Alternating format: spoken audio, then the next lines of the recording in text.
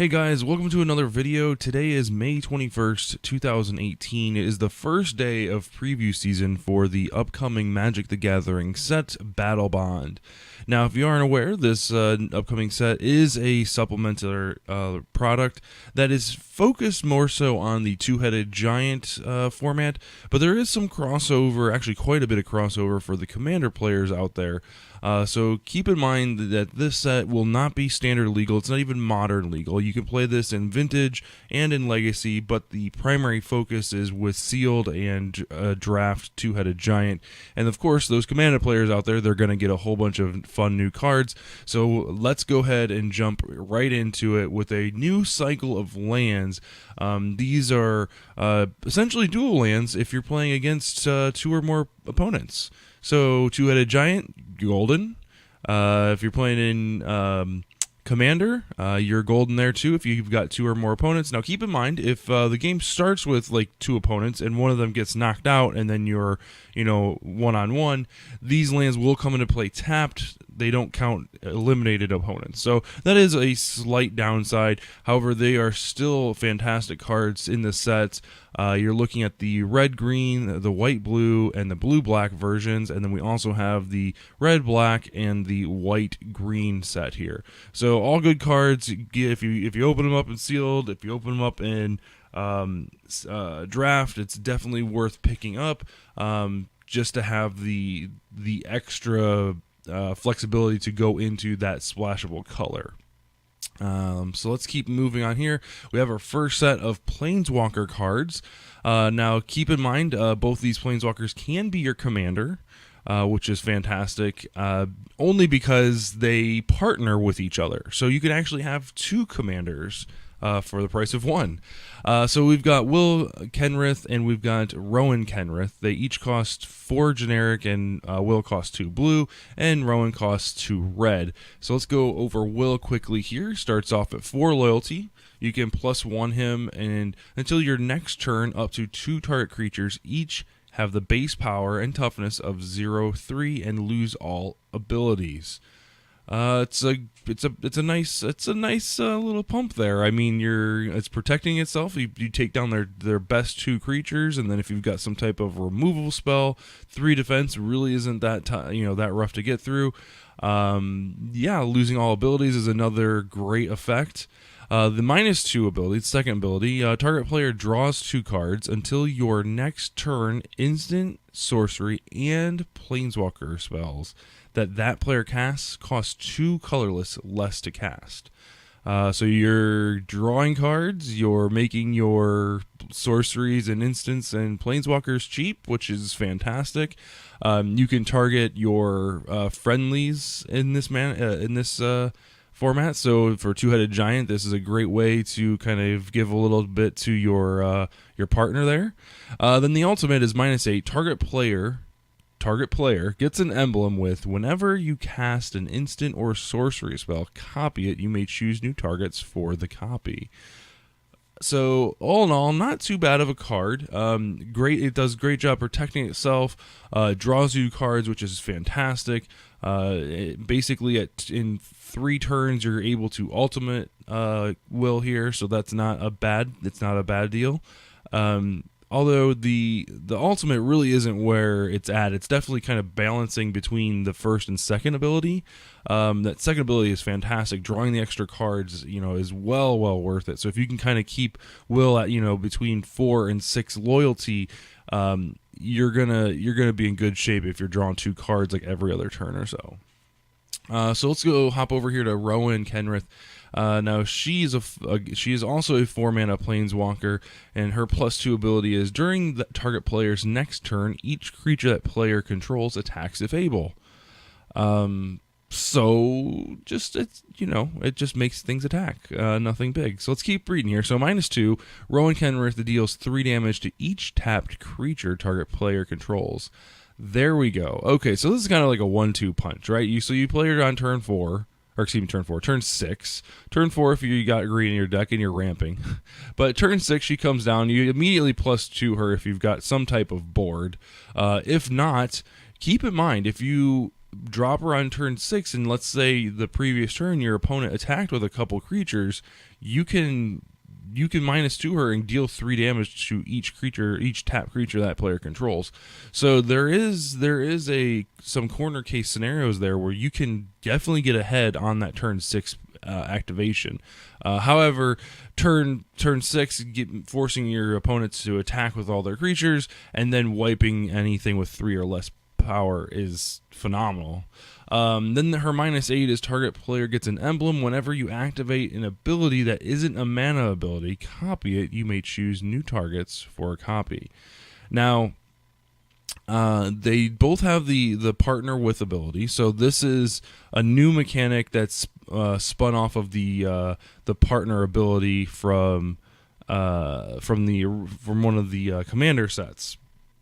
So what this basically means is if each of your two-headed partners has one of these planeswalkers, right, and one of you draws your planeswalker, the other player gets to search their library for their copy and put it into their hand. Now, I don't have to explain the symmetry between these two. Being able to make creatures 0/3s on one turn, and then next turn making them attack, one turn turning them into 0/3s, and that same turn making them attack, and then the following turn drawing 2 cards and casting spells and dealing those creatures 3 damage. Like, their symmetries are just uncanny here.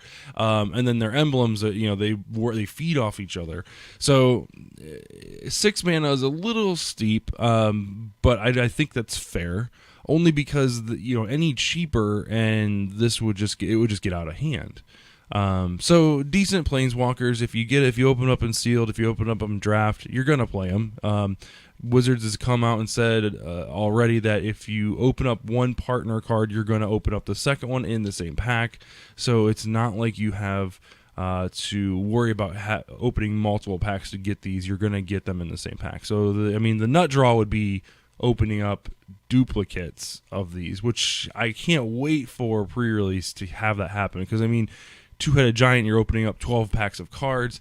It's not unlikely, it's not impossible that you open up 2 of the same mythics, but this would be 4 of the same mythics essentially. So we'll keep it moving. We got more partner with cards. We already kind of talked about this on the Mana Drain podcast this past Monday, so definitely check that out. And so first up, we've got Pure Imaginative Rascal. It's a 1/1 for 3 mana, 1 green, 2 generic, legendary creature, human. It's got partner with Toothy, imaginary friend, which we'll get to Toothy here in a second. So the Rascal here. His ability is if one or more counters would be put on a permanent your team controls, that many +1 of those kinds of counters are put on that permanent instead.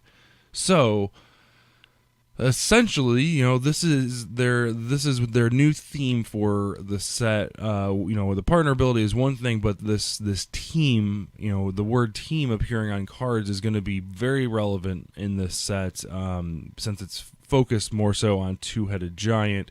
So it's okay, right? It's okay. It's kind of like half of a doubling season. That's not too shabby. But the Toothy card here, this is where it kind of gets a little nuts. So Toothy is 3 generic, 1 blue for a 1/1 legendary creature illusion, has partner with. And then whenever you draw a card, put a +1/+1 counter on Toothy, imaginary friend. And then when Toothy leaves the battlefield, draw a card for each +1/+1 counter on it. So looking at the card, Toothy by itself is the better of the two, only because it has its own engine. As far as turn 4, you play a 1/1, and then turn 5, if it's still alive, you get to draw a card because you're putting a +1/+1 counter on it. So it's not a very good engine, but it is an engine nevertheless. The other cool thing, the small interaction that you have here is it says when Toothy leaves the battlefield. So Toothy doesn't necessarily have to die. if it bounces, if it flickers, if something, it doesn't play well with like Oblivion Ring type of effects, because it leaves the battlefield and you're going to get those cards off of the +1/+1 counters. Now, obviously, the card gets better with each of them in play. They play off each other very well. So if you're in the Simic colors, this is definitely where you want to be. They're playable creatures. We're going to leave the art comments and all that. How that you can go to the Mana Drain podcast to hear those. But from a strictly sealed and draft format, these cards are going to be pretty solid. So they're going to pull you into those colors, especially if you have additional +1/+1 counters. I know support is also in the set. And that is also in green, so that would be a fantastic ability to be to kind of synergize with these two cards. So let's move on here. So we've got Gorm. There we go. Gorm the Great. He is a 2/7, 4-mana legendary creature with let's see. He's got partner with Virtus the Veiled. So let's see here. What does this giant warrior do for us? So he's a 2/7. He's got vigilance. He must be blocked if able, and he must be blocked by 2 or more creatures if able. So not too bad. It's if you can get him a few extra points on the front half on the power side, or Death Touch. Death Touch would be a great add-on. Oh wait. Let's take a look here. So, partner with Gorm the Great is the Azura Assassin. This is a 1/1 for 3 mana, so 1 black, 2 generic. At rare, it's got Death Touch, and when Virtus Veil deals combat damage to a player, that player loses half their life rounded up.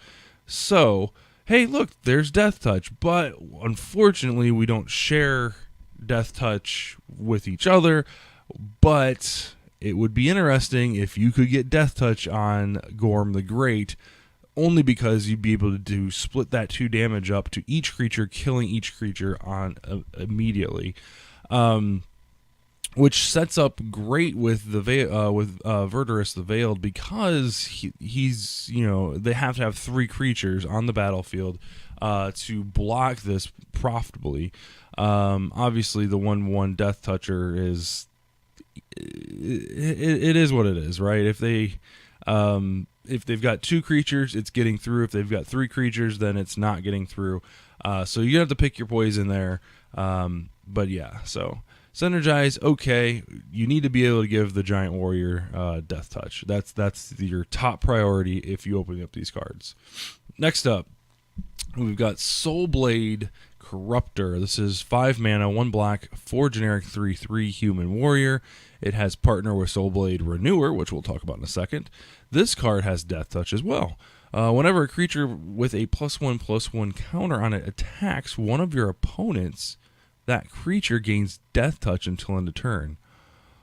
Well, alright. So now we just have to give the giant warrior a +1/+1 counter, and we're off to the races. Oh wait, let's take a look at what Soulblade Renewer does. So there's a little bit of synergy here with this rare cycle and uncommon cycle of green black cards. So Soulblade Renewer is 5 mana for a 2/2, 1 green, 4 generic.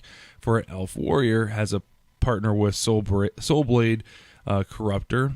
And when this enters the battlefield, when Renewer enters the battlefield, rather, support 2. So supporting basically means put a +1/+1 counter on each of up to 2 other target creatures. So you get to pick where those +1/+1 counters go, which is great. But you're paying 5 mana for a 2/2 with basically stats of 4/4 spread over 3 creatures. So it's not the greatest card, and this is again, this would be a 3-card combo with the Gorm would be with these 2 Soulblade cards. So that's a 3-card combo with these 2 cards being able to search each other, which is great. But at the end of the day, there's other ways to get the +1/+1 counters on them. There should be other ways to give him Death Touch, and if not, you can use pumpable effects on the Veil guy, and you'll be set up. So there is some really good synergy here, even though it's a little bit, on the janky side. Still looking forward to playing with it though. So these are decent cards, a little overcosted because of the support mechanic, but we'll see how it goes. So moving on, we've got another set of cards. We've got Proud Mentor, and he is a 1/1 for 2 generic, 1 white, and he has pay 1 white, tap target creature. Not the greatest thing in the world. So yeah, it's not the greatest thing. I mean, it's tap target creature, which is great. So you can tap down, make sure you're doing this before attacks, which is, generally where you want to do things. Or if you need to get it in a last few hits of damage, tapping down their blockers, things like that before going to combat. So it does pair with our human warrior over here. It's a 0/4, but when it attacks, it gets +X+O until in a turn where X is the greatest power among tap creatures your opponent controls. So you can pay 1, tap your mentor, and all of a sudden you're getting a bump on your warrior side. 3 mana for a 0/4. It's a decent blocker. But on turn 3, this is not where you want to be at. So this is just, it's kind of janky. It does have the partner with ability, so getting these creatures out at the same time isn't difficult, because you're able to search them up when you play one or your partner plays one. So at the end of the day, not too shabby. So the other benefit too with the partner mechanic is its target player may put creature from their hand, from their library into their hand, so you can target yourself. So if you're playing Boros colors, you could play with both these cards. You don't have to split them up.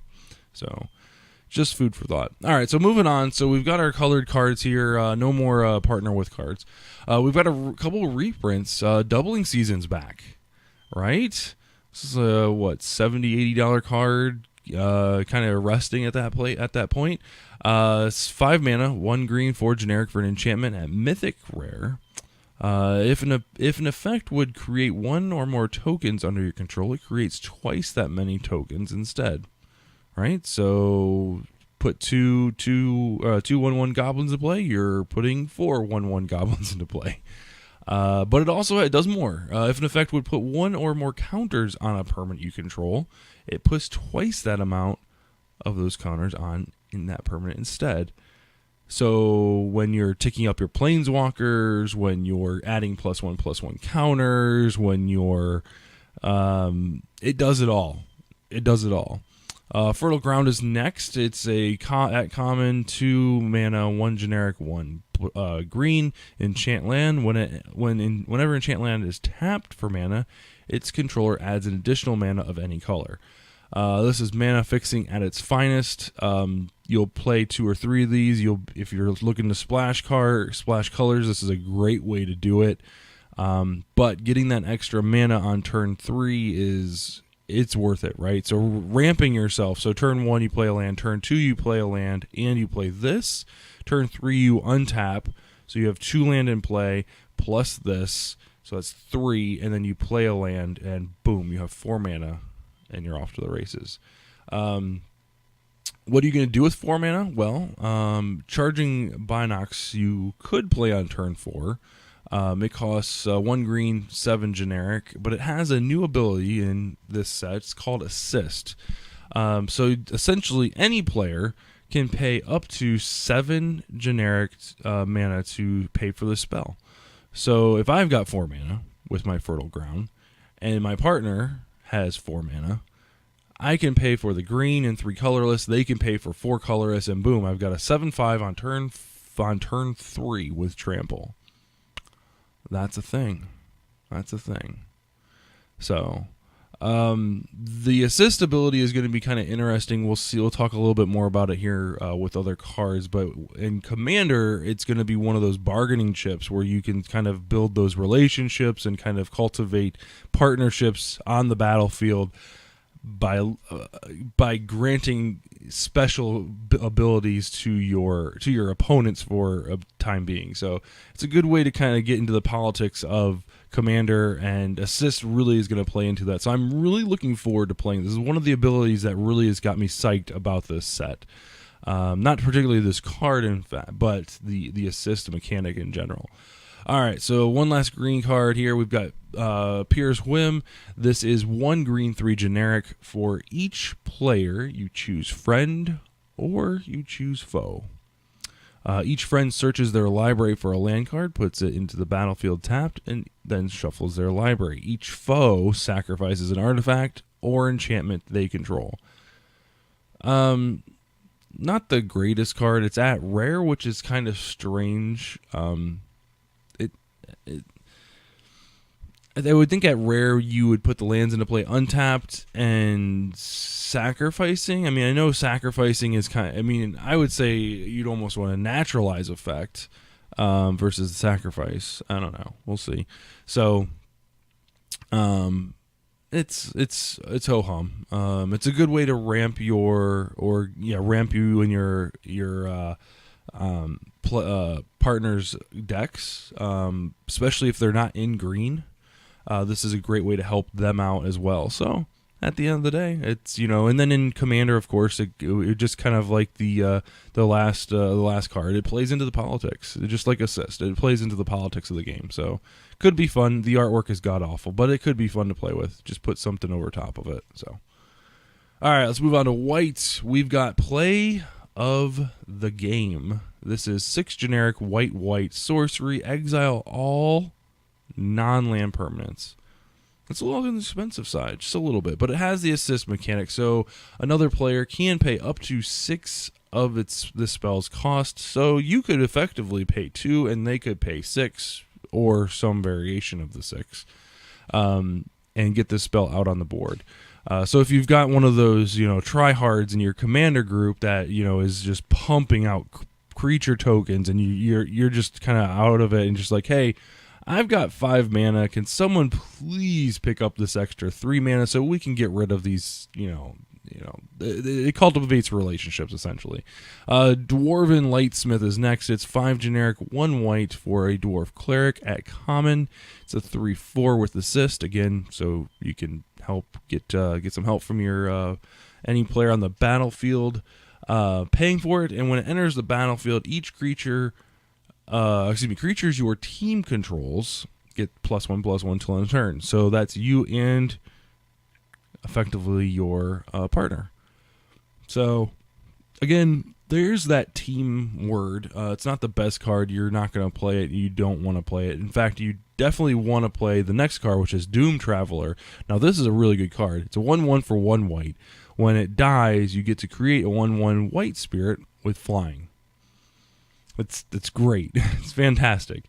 If you're lucky, you'll get in for damage on turn 2, and then it becomes a blocker, and then you swing in, and on turn 3, turn 4, when it gets outclassed, and then you've got your flyer that you can start attacking in with. It's amazing. Play all of them you open. You're going to play every single one of them. All right, the card you will not play a single one is Expedition Raptor. This is 5 mana, 3 generic, 2 white for a common 2/2 flyer that has support 2. So it comes into play. It gives another creature to you get to distribute 2 +1/+1 counters on other creatures. So you can't play it on this, which is unfortunate. So I mean, if you could, it'd be a 4/4 flyer, and that's not too hateful.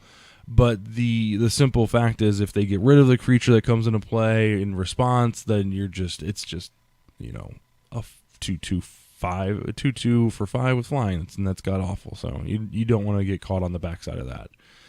All right, so moving on to blue. Here is the spell I was talking about earlier in the cast. This is Huddle Up. It's 3 mana, 2 generic, 1 blue for a sorcery with assist, so you can pay this, I could pay 1 blue and you could pay 2. And 2 target players each draw a card. So the way this mechanic works, and this is diabolical, mind you. You lay the card down first, right? And you say, hey, I would like to play huddle or huddle up, and I need some assistance. Who would like to pay 2 mana to help me draw some cards, right? So 2 target players each draw a card. So let's say I've got 3 people at the table, myself, player A, and player B. And let's say player B decides not to pay the 2, but player A does. I could technically screw over player A and give player B that card. I don't have to, they don't have to be one and the same. I can draw the card, and player B can draw the card, or player A could draw the card. So it's up to you. It's not assigned to the person that pays for the mana. You ultimately get to pick who it goes to. Now, you'll definitely create enemies. That will create enemies real quick, and you'll be hard-pressed to have someone help you pay for something in the future in those commander sets. But going forward, it's probably the best course of action if you're trying to build allies and build relationships in that type of commander's state. On Two-Headed Giant, however, this is just fantastic. Being able to, if they're not using their mana, help draw the cards or whatever. Decks that use green or heavy in the green spectrum don't get to draw a lot of cards. So this is a great way for them to kind of help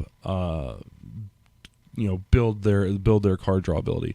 Soaring Show Off is next. It's 2/2 for 2 generic, 1 white. It's got flying, and when it enters the battlefield, each player draws a card. It's not too bad, right? Everybody benefits. It's kind of downside that your opponents get to draw a card, but you yourself are getting to draw a card, and you're getting a flyer, so not too shabby. Peregrine Drake is next. It's 4 generic, 1 blue for a 2/3 with flying. And when it enters the battlefield, untap up to 5 lands. That's pretty good. Waiting till turn 5 to cast a 2/3 is a little on the rough side, but being able to cast a 5 mana 2/3 with flying and then untap your 5 mana and then play a 5-drop, that's where it's at. That is where it's at, right there. It's also beneficial if you've got instants, counter magic, or if you've got instant spells that let you draw cards or interact with the board, bouncing, whatever the case may be. If having those lands untapped is phenomenal. So you're going to feel good no matter what you do. The only time that this is terrible is if you draw this and don't have enough lands to play it, or B, draw this late game and you don't have anything else in your hand. So that's kind of the downfall of this card. But there's more there's more scenarios than corner cases that you'll be able to play this and feel good about it. So. Plus, it's got flying, so it's definitely good. All right, Archfiend of Despair is next. It's 8 mana, 6 generic, 2 black for a mythic rare demon, 6/6. It has flying, and then it also says your opponents can't gain life. Well, that's unfortunate for them. And then it also, at the beginning of each end step, each opponent loses life equal to the life that player lost this turn. So if I deal... it's going to get a little confusing. It's going to get a little confusing with Two-Headed Giant, the way that's worded, right? So at the beginning of each end step, each opponent loses life equal to the life they lost that turn. So basically, you're going to add it up and times it by 2. So like if you dealt 5 damage, to your opponent, then that opponent's going to get dealt 5 additional damage at the end of their turn. So decent card. Mythic rare, it's not legendary, so it's you can have multiples if you want. I don't know if it's going to be a thing. The ability does stack, so I wonder if that goes infinite though. At the beginning of each end step, I wonder. That would be curious if you had 2 of these in play. No, because one would trigger, then the other one would trigger. The second one would quadruple essentially. So if I dealt you 2 damage, the first demon would deal you 4, so that would be 6 total damage, and then the next one would deal you 12. So that would be a total of 18 damage. Yeah, so that's the thing. Not going to have it in Commander. Obviously, you can only have one in Singleton format. But yeah, in the 12 packs that you open for your pre-release, maybe you get 2 of these, maybe not. But at the end of the day, having one of them would just be fantastic. Just because. Stunning Reversal is next. God awful art, but it's a mythic rare at 4 converted mana cost. That's 3 generic and 1 black. It's an instant speed. The next time you would lose the game this turn, instead draw 7 cards, and your life total becomes 1. Exile Stunning Reversal. So this is just constant upside. Like if you have 4 mana and you're gonna lose the game, this is just gonna give you 7 cards. You're gonna be at 1. Most likely it'll be at the end of their turn, right? So you'll have a fresh set of cards. You hopefully can finish the game there.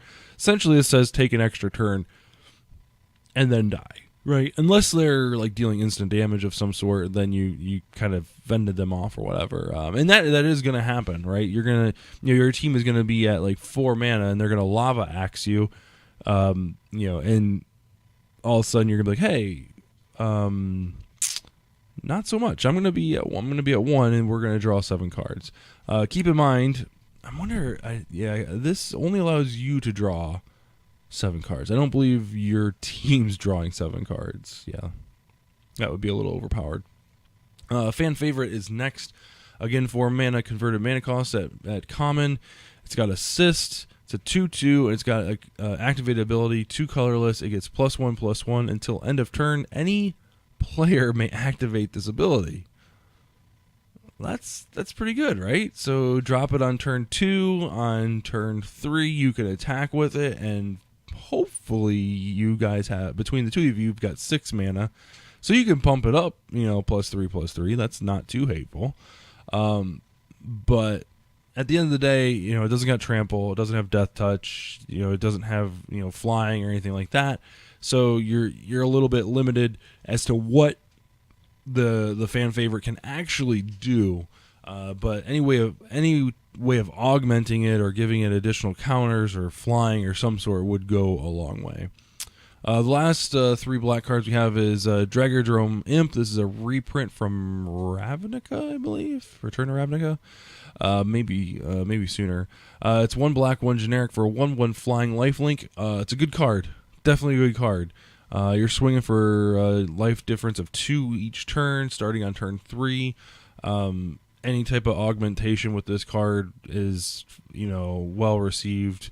Obviously, you don't want to get 2 for 1, but if you can manage to get a couple extra hits in, a couple extra points of damage in, like this thing can get out of control real quick. Mindblade Render is next. It's 1 generic, 1 black for a 1/3 rare. It's whenever your opponents are dealt combat damage, if any of that damage was dealt by a warrior, which is worded really weird, you draw a card and lose 1 life. So there are quite a few warriors in the set so far, but man, that's worded strange. Anyway, you've also got, next up is Doomed Dissenter. This is 1 generic, 1 black. Is a reprint, 1/1. When it dies, create a 2/2 black zombie creature token. It's really good. Just play it. it's really good. Recursion's a great thing. It goes to the graveyard. It doesn't have to be exiled, so that's always a plus. Good card. Really good card. Next up, we've got a couple more reprints. So Augur Spree is next. This is 3 mana, 1 generic, 1 black, 1 red. For an instant, target creature gets +4/-4 until end turn. The offense and defense on this card is phenomenal. Being able to play this on your bomb, your bomb rare, that's got 6 defense, or any creature that will survive the -4, getting in that extra 4 points of damage is phenomenal. The other, being more aggressive with it and taking down, using it as a kill spell, 3 mana for 4 damage really is not that bad at all. It gets rid of indestructible creatures, things like that. Be cautious of your green mages and blue mages for plus the defense, instant speed. So if you've got something that you're taking down that has 4 defense and they've got untapped mana, you might want to wait or use this in a different way. Centaur Healer is next. It's 1 generic, 1 green, 1 white for a 3/3. When it enters the battlefield, you gain 3 life. This isn't a bad card. I mean, it's great when you can play a 2/2 bear for 2 and then curve into this on turn 3. The 3 life is all right. It's not a lot. I mean, it's 10% of your health in 2-headed giant, so it's just a welcome. You wouldn't play it with or without it. It's still good. So you'll play a couple of these in your deck. Rushblade Commander's next here is another warrior. Warriors your team controls have haste. So 2/2 for 2 mana, not too bad. 1 black, 1 red. It's a warrior, so goes in the warrior deck. Got there. And then last up, we have our single artifact for the day. It's a 2/2 for 2, but when it enters the battlefield, each player scries 1. So I kind of like each player draws a card. This isn't too hateful. It's colorless, so it goes into any deck. If you don't have a suitable card, it's a great way to filter through your deck. Obviously, you're not going to, the multiples of these get worse as you go. But if you need that last card to fill out your deck, this isn't a bad choice. So. All right, guys, I really do appreciate you watching. Thank you so much. Make sure you head over to our YouTube channel, youtube.com/72DPI online. Get subscribed. Leave us a comment. I'm really kind of curious. Who's all excited for this set? The interwebs are kind of split 50-50 on this one. I can tell you, at first, when I first heard about it, I'm super stoked. After the artwork was released, I was a little less stoked, and after the mechanics were released, I was like, hey, you know what, this set might actually be pretty good. And on top of that, the reprints are kind of they're pretty nice as far as the price tag is concerned, right? So this is, you're looking at a $4 pack of cards, and there are some really nice rares and mythic rares in there that are worth a pretty penny. So your investment will go a long way. So make sure you tune into the Man and Dream podcast live every Monday evening on twitch.tv/72DPI online. That's where we talk all about the Magics and all about the news. So we really do appreciate that. Thanks for watching, guys, and we will see you tomorrow in the next video. Have a great night.